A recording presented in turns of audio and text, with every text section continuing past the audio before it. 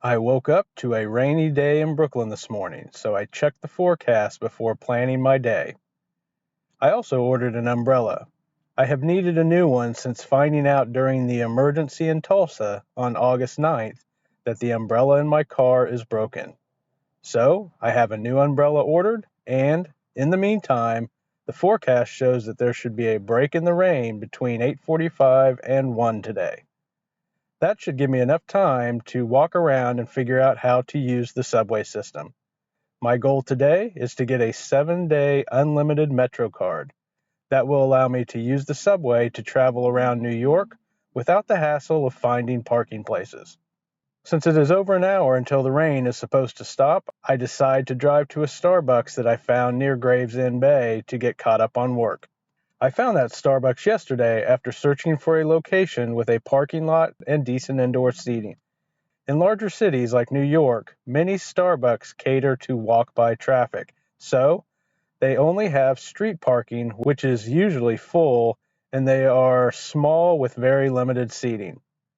The parking and seating at this location, which is only a couple of miles from where I am car living, will make it a good place to work when I am not making the half-hour drive to North Brooklyn to work at WeWork.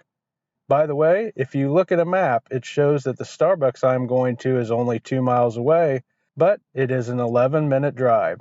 That's because the average travel speed around New York is about 12 miles per hour, given the 25 mile per hour speed limit on many streets and the frequent stops at intersections. So it takes approximately 5 minutes to travel a mile here, which means that traveling by car in New York is a lot slower than driving in most cities. After spending almost 3 hours working at Starbucks, I head off to learn how to use the subway. By researching online, I decide that I want to purchase a 7-day unlimited Metro card, which will allow me unlimited access to the subway and buses. The cost is $33. That is less than $5 a day, which is cheaper than an hour at most parking meters, and it helps me avoid a lot of wasted time driving around neighborhoods looking for parking spots. So I need to find a ticket machine that sells Metro cards. The first place that I try is the subway stop at the end of the block where I am parked in Gravesend. The subway in Brooklyn is on an elevated platform, so I climb to the top of the stairs to see if this location has Metro card vending machines. Unfortunately, this is only a subway entrance, so I head back down to search for another subway stop. I go on Google and look for subway stations nearby, and the results show another stop a few blocks away. I go to that platform and I find that it is an official subway stop with an attendant and ticket machines. The attendant points me in the direction of the machines and gives me quick instructions for getting a card.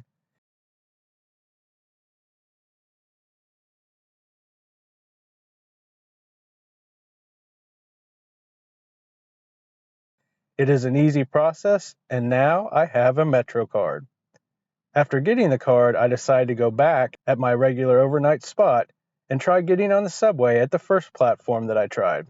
My card works, and I am entering a subway platform in Brooklyn and getting ready to ride the subway for the first time. I decide that I'll try to go to Coney Island, which is only a couple of miles away.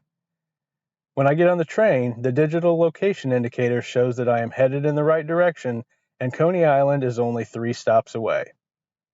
Looking at the map on the wall, I figure out that I am on train F, and that is the train that I'll need to get back to the stop where I stay in Gravesend.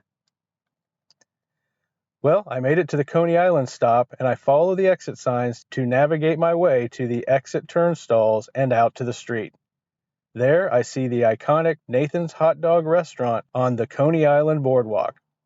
This is definitely an area that I will have to come check out in the near future. For now, I head back up the subway platform, making sure that I follow the signs for train F. It is getting close to dinner time, so I decide that I will look for pizza places along the F train route and try going to another stop on the subway. Google shows me a place called Corner Pizza, which is described as an old school pizza parlor with slices and subs. That sounds good to me, so I decide to head to the Church Street station, which Google shows as being down the block from Corner Pizza. When I get to Church Street, it is an underground subway platform that looks more like the subway stations we usually see in movies. I follow the signs to the exit, which eventually take me up to street level. There, I find myself in the middle of an Indian street festival.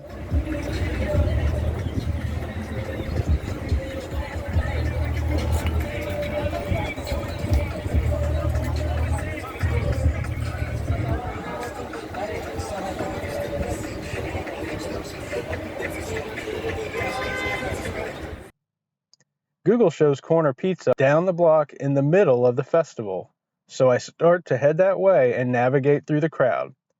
When I get near the pizza shop, I notice that the lights are out and the open sign is off, so it is definitely closed. However, I pause for a moment to take in the sights and sounds of the festival.